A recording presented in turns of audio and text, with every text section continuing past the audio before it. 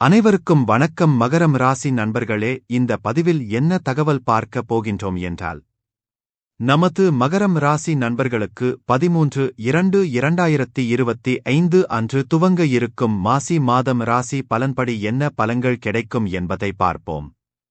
நீங்கள் நமது சேனலுக்கு இதுதான் முதல் தடவை வந்து உள்ளீர்கள் என்றால் நமது சேனலை மறக்காம சப்ஸ்கிரைப் பண்ணிக்கோங்க மற்றும் பக்கத்தில் இருக்கின்ற பெல் பட்டனையும் பிரஸ் பண்ணிக்கோங்க. அப்பொழுதுதான் நாம் மகரம் ராசி பத்தி எந்த பதிவு போட்டோம் என்றாலும் நோட்டிபிகேஷன் வழியாக உங்களுக்கு தகவல் தெரியப்படுத்த முடியும். மகரம் ராசி என்பது கால புருஷ தத்துவப்படி 10வது ராசி ஆகும். மேலும் மகரம் ராசியுடன் 3 நட்சத்திரங்கள் கொண்ட 9 பாதத்து நண்பர்களுள் அடங்குவீர்கள். மகரம் ராசி சர ராசி மற்றும் பூமி தத்துவ ராசி ஆகும். மேலும் திருவோணம் நட்சத்திரம் 1 முதல் 4 பாதங்கள் வரை, அவிட்டம் 1 முதல் 2ஆம் பாதங்கள் வரை, உத்திராடம் 2 முதல் 4 பாதங்கள் வரை மகரம் ராசியுடன் உள் அடங்குவீர்கள். தற்பொழுது ராகு பகவான் உங்களது 2ஆம் வீடான குடும்ப மற்றும் தனஸ்தானத்தில் அமர்ந்து உள்ளார். ராகு 2வது வீட்டில் வைக்கப்படும் போது அது பெரும்பாலும் பொருள், செல்வம் மற்றும் உடைமைகளுக்கான வலுவான விருப்பத்தை குறிக்கிறது. இது பணம் மற்றும் சொத்துக்களை குவிப்பதில் தீவிர கவனம் செலுத்துவதற்கு வழிவகுக்கும். சில சமயங்களில் வழக்கத்திற்கு மாறான வழிமுறைகள் மூலம், இருப்பினும் விளக்கமானது, திடீர் நிதி ஆதாயங்கள் அல்லது இழப்புகள், ஆடம்பரமான வாழ்க்கை முறை மற்றும் குடும்ப மதிப்புகள் அல்லது பேச்சு முறைகள் போன்ற நேர்மறை மற்றும் எதிர்மறை வெளிப்பாடுகளுக்கான சாத்தியக்கூறுகளுடன் விளக்கப்படத்தில் உள்ள அம்சங்கள் மற்றும் பிற கிரக இடங்களைப் பொறுத்தது. 2வது வீட்டில் ராகுவின் நேர்மறையான அம்சங்கள் நிதி வெற்றி, செல்வம் மற்றும் நிதி ஸ்திரத்தன்மையை அடைவதற்கான வலுவான உந்துதல், ஒருவரை வெற்றிகரமான தொழில்முனைவோராக அல்லது முதலீட்டாளராக மாற்றும். வணிக புத்திசாலித்தனம், சிறந்த வணிக உணர்வு மற்றும் நிதிகளை திறம்பட நிர்வகிக்கும் திறன். சக்தி வாய்ந்த பேச்சு, ஒரு கட்டாயமான மற்றும் வற்புறுத்தும் தொடர்பு வழி தலைமைப் பாத்திரங்களுக்கு வழிவகுக்கும். உலகளாவிய வெளிப்பாடு, வெளிநாடுகளில் பயணம் செய்ய அல்லது வேலை செய்வதற்கான வாய்ப்புகளைக் குறிக்கலாம். 2ஆம் வீட்டில் ராகுவின் எதிர்மறை அம்சங்கள் பொருள் சார்ந்த போக்குகள், ஆடம்பரப் பொருட்களைப் பெறுவதில் அதிக கவனம் செலுத்துதல் மற்றும் செல்வத்தின் மீது ஈடுபாடு. நிதி உறுதியற்ற தன்மை, திடீர் நிதி ஆதாயங்கள் மற்றும் அபாயகரமான முயற்சிகள் காரணமாக இழப்புகள் சாத்தியமாகும். குடும்ப பிரச்சினைகள், குடும்ப நிதி அல்லது பரம்பரை தொடர்பான கருத்து வேறுபாடுகள்.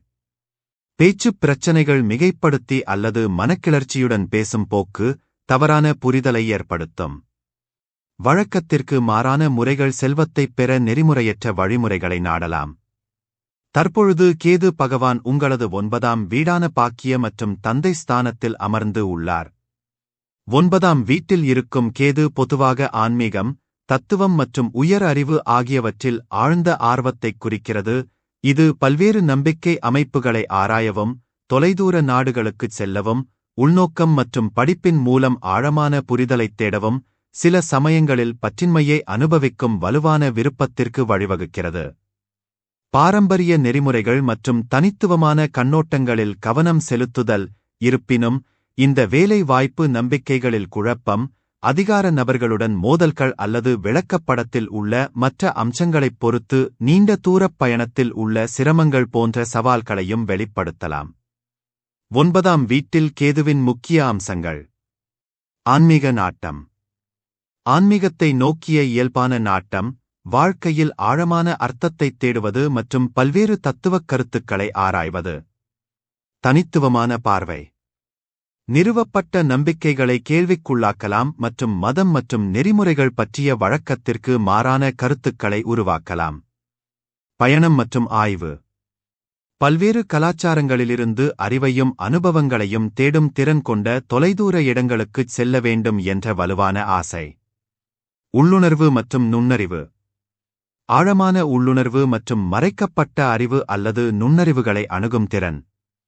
பாரம்பரியத்திலிருந்து விலகல். குடும்ப மரபுகள் அல்லது நிறுவப்பட்ட மத நடைமுறைகளிலிருந்து துண்டிக்கப்பட்டதாக உணரலாம். சாத்தியமான சவால்கள். நம்பிக்கையில் குழப்பம். பல வேறுபட்ட பாதைகளை ஆராய்வதன் காரணமாக ஒரு நிலையான நம்பிக்கை அமைப்பைக் கண்டுபிடிப்பதில் சிரமப்படலாம். அதிகாரத்துடன் முரண்பாடுகள். மதத் தலைவர்கள் அல்லது அதிகாரப் பிரமுகர்களுடன் கருத்து வேறுபாடுகள் ஏற்பட வாய்ப்புள்ளது. தனிமைப்படுத்துதல். அவர்களின் தனித்துவமான முன்னோக்குகள் காரணமாக தனிமைப்படுத்தப்பட்ட அல்லது தவறாகப் புரிந்து கொள்ளப்பட்ட காலகட்டங்களை அனுபவிக்கலாம். பயண சிரமங்கள். நீண்ட தூரப் பயணம் அல்லது பயணங்களின் போது எதிர்பாராத இடையூறுகள் போன்ற சவால்கள்.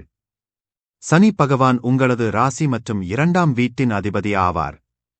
தற்பொழுது சனி பகவான் உங்களது 2ஆம் வீடான குடும்ப மற்றும் தனஸ்தானத்தில் அமர்ந்து உள்ளார். 2ஆம் வீட்டில் இருக்கும் சனி பொதுவாக நிதி ஒழுக்கம், கடின உழைப்பு, செல்வம் சேர்ப்பதில் எச்சரிக்கையுடன் கவனம் செலுத்துவது போன்றவற்றைக் குறிக்கிறது. குறிப்பிட்ட விளைவுகள் விளக்கப்படத்தில் உள்ள மற்ற கிரக அம்சங்களைப் பொறுத்தது. 2வது வீட்டில் சனி பற்றிய முக்கிய புள்ளிகள். நிதிப் பொறுப்பு. நீங்கள் பணத்திற்கு மிகவும் பொறுப்பானவராக இருப்பீர்கள். நன்கு சிந்திக்கக்கூடிய நிதித் திட்டங்களை உருவாக்குவது மற்றும் தேவையற்ற அபாயங்கள் அல்லது மனக்கிளர்ச்சியான செலவுகளைத் தவிர்ப்பது. செல்வத்திற்கான கடின உழைப்பு. நிதி ஸ்திரத்தன்மையை அடைவதற்கு குறிப்பிடத்தக்க முயற்சி மற்றும் அர்ப்பணிப்பு தேவைப்படலாம், ஏனெனில் நீங்கள் செல்வத்தை கட்டியெழுப்ப கடினமாக உழைக்க வேண்டியிருக்கும். தாமதமான மனநிறைவு. பொருள் உடைமைகளைப் பெறுவதில் தாமதம் ஏற்படலாம் மற்றும் நிதி வெற்றியைக் காண அதிக நேரம் காத்திருக்க வேண்டியிருக்கும். மதிப்பு அமைப்பு.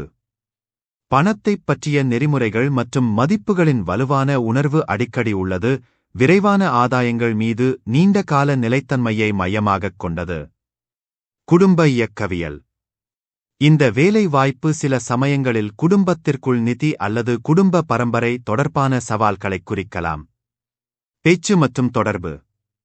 உங்கள் வார்த்தைகளில் நீங்கள் எச்சரிக்கையாகவும் வேண்டுமென்றே பேசவும், சில சமயங்களில் ஒதுக்கப்பட்டவராகவோ அல்லது உங்களை வெளிப்படையாக வெளிப்படுத்தத் தயங்குவதாகவோ இருக்கலாம். நேர்மறை அம்சங்கள். நிதி பாதுகாப்பு. அர்ப்பணிப்புடன் நீங்கள் ஒரு வலுவான நிதி அடித்தளத்தை உருவாக்கலாம் மற்றும் நீண்டகால ஸ்திரத்தன்மையை அடையலாம். விவேகமான முதலீடுகள். நிதி அபாயங்களைக் குறைத்து கவனமாகவும் கணக்கிடப்பட்ட முதலீடுகளையும் நீங்கள் செய்ய வாய்ப்புள்ளது. பணி நெறிமுறை. உங்கள் வலுவான பணி நெறிமுறை மற்றும் உறுதிப்பாடு சவால்களை சமாளிக்கவும் நிதி இலக்குகளை அடையவும் உதவும். சவால்கள்.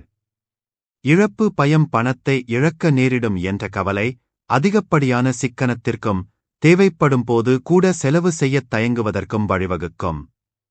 குடும்பப் பதட்டங்கள். குடும்ப இயக்கத்தில் நிதிக் கவலைகள் மன அழுத்தத்தை உருவாக்கலாம். மெதுவான முன்னேற்றம். உங்கள் எச்சரிக்கையான அணுகுமுறையால் நிதி இலக்குகளை அடைவதற்கு அதிக நேரம் ஆகலாம். குரு பகவான் உங்களது 2 மற்றும் 4ஆம் வீட்டின் அதிபதி ஆவார். தற்பொழுது குரு பகவான் உங்களது 5ஆம் வீடான பூர்வ புண்ணியஸ்தானத்தில் அமர்ந்து உள்ளார். 5ஆம் வீட்டில் இருக்கும் வியாழன் பொதுவாக படைப்பாற்றல், குழந்தைகள், காதல் விவகாரங்கள், கல்வி மற்றும் ஒட்டுமொத்த மகிழ்ச்சி தொடர்பான நேர்மறையான கணிப்புகளைக் குறிக்கிறது. இது ஆக்கப்பூர்வமான நோக்கங்களில் வலுவான சாய்வு, குழந்தைகளிடம் அன்பான மற்றும் வளர்ப்பு இயல்பு மற்றும் உயர்கல்வி அல்லது கலையில் வெற்றிக்கான சாத்தியம் ஆகியவற்றைக் குறிக்கிறது. முயற்சிகள். 5ஆம் வீட்டில் குருவின் முக்கிய அம்சங்கள். படைப்பு திறன். கலை, இசை, எழுத்து மற்றும் கலை நிகழ்ச்சிகள் போன்ற படைப்புத் துறைகளில் வலுவான ஆர்வம், பெரும்பாலும் வெளிப்பாட்டிற்கான இயல்பான திறமை. மகிழ்ச்சியான குடும்ப வாழ்க்கை. அன்பான மற்றும் ஆதரவான பெற்றோர், குழந்தைகளுடன் ஆழமான பிணைப்புடன் அவர்களின் வளர்ப்பில் நேர்மறையான தாக்கத்தை ஏற்படுத்தக்கூடும். நேர்மறை உறவுகள். காதல் மற்றும் கூட்டாண்மை பற்றிய ஆழமான புரிதலுடன் இணக்கமான மற்றும் நிறைவான காதல் உறவுகளை நோக்கிய போக்கு. கல்வி வெற்றி. உயர்கல்வி அல்லது தத்துவப் படிப்புகளில் சிறந்து விளங்கக்கூடிய கற்றலுக்கான வலுவான திறன். நம்பிக்கை மற்றும் மகிழ்ச்சி. வாழ்க்கையைப் பற்றிய மகிழ்ச்சியான மற்றும் நம்பிக்கையான கண்ணோட்டம், மற்றவர்களுக்கு மகிழ்ச்சியைத் தரும் இயல்பான திறன். சூரிய பகவான் உங்களது 8ஆம் வீட்டின் அதிபதி ஆவார். தற்பொழுது சூரிய பகவான் உங்களது 2ஆம் வீடான குடும்ப மற்றும் தனஸ்தானத்தில் அமர்ந்து உள்ளார். 2வது வீட்டில் சூரியன் பொதுவாக வலுவான சுய மதிப்பு, நிதி ஸ்திரத்தன்மைக்கான சாத்தியம், குடும்பத்தில் ஒரு தலைமைப் பாத்திரம் மற்றும் ஒருவரின் கடின உழைப்பு மற்றும் நற்பெயரால் மரியாதை சம்பாதிக்கும் திறன் ஆகியவற்றைக் குறிக்கிறது. இருப்பினும், மற்ற கிரகங்களுடனான அம்சங்கள் மற்றும் தனிநபரின் பிறப்பு விளக்கப்படம் முழுவதையும் பொறுத்து விளக்கம் மாறுபடும். 2ஆம் வீட்டில் சூரியனின் சாதகமான அம்சங்கள். நிதி வெற்றி. தனிப்பட்ட முயற்சிகள் மற்றும் தலைமைப் பதவிகள் மூலம் நல்ல வருமானம் ஈட்டக்கூடிய, பணத்தை நன்றாக நிர்வகிக்கும் இயல்பான திறன். குடும்ப பொறுப்பு. குடும்பத்தில் ஒரு முக்கிய பங்கை எடுத்து, அவர்களின் தேவைகளை வழங்குதல் மற்றும் குடும்ப உறுப்பினர்களிடமிருந்து மரியாதை சம்பாதித்தல். சுயமரியாதை. வலுவான தன்னம்பிக்கை மற்றும் தனிப்பட்ட மதிப்பின் உணர்வு, இது தொழில் மற்றும் தனிப்பட்ட வாழ்க்கையில் வெற்றிக்கு பங்களிக்கும். பெருந்தன்மை. நிதியில் தாராளமாக இருக்கவும், தங்கள் செல்வத்தை மற்றவர்களுடன் பகிர்ந்து கொள்ளவும் ஒரு போக்கு. அதிகாரப்பூர்வ இருப்பு. இயற்கையான தலைமைத்துவ குணம், முடிவெடுக்க வேண்டிய சூழ்நிலைகளில் பொறுப்பேற்கும் திறன் கொண்டது. 2வது வீட்டில் சூரியனுடன் சாத்தியமான சவால்கள். ஈகோ பிரச்சனைகள். சமநிலையில் இல்லாவிட்டால், சுயமுக்கியத்துவத்தின் வலுவான உணர்வு ஈகோந்துதல் நடத்தை மற்றும் மற்றவர்களுடன் மோதல்களுக்கு வழிவகுக்கும். புதன் பகவான் உங்களது 6 மற்றும் 9ஆம் வீட்டின் அதிபதி ஆவார். தற்பொழுது புதன் பகவான் உங்களது 2ஆம் வீடான குடும்ப மற்றும் தனஸ்தானத்தில் அமர்ந்து உள்ளார். 2வது வீட்டில் உள்ள புதன் பொதுவாக வலுவான தகவல் தொடர்பு திறன், நல்ல நிதி மேலாண்மை திறன், கூர்மையான அறிவுத்திறன் மற்றும் அவர்களின் வார்த்தைகள் மற்றும் வணிக புத்திசாலித்தனம் மூலம் செல்வத்தை குவிக்கும் திறனைக் கொண்ட ஒரு நபரைக் குறிக்கிறது. இருப்பினும், விளக்கப்படத்தில் உள்ள அம்சங்கள் மற்றும் பிற கிரக நிலைகளைப் பொறுத்து விளக்கம் மாறுபடும். 2வது வீட்டில் புதன் பற்றிய முக்கிய புள்ளிகள். நிதித்திறன். செல்வத்தின் வீட்டில் 2வது வீடு, புதனின் செல்வாக்கு நிதிகளை நிர்வகிப்பதற்கும், நல்ல முதலீடுகளைச் செய்வதற்கும், புத்திசாலித்தனமான திட்டமிடல் மூலம் செல்வத்தைக் குவிப்பதற்கும் இயற்கையான திறனைக் குறிக்கும். சிறந்த தொடர்பு.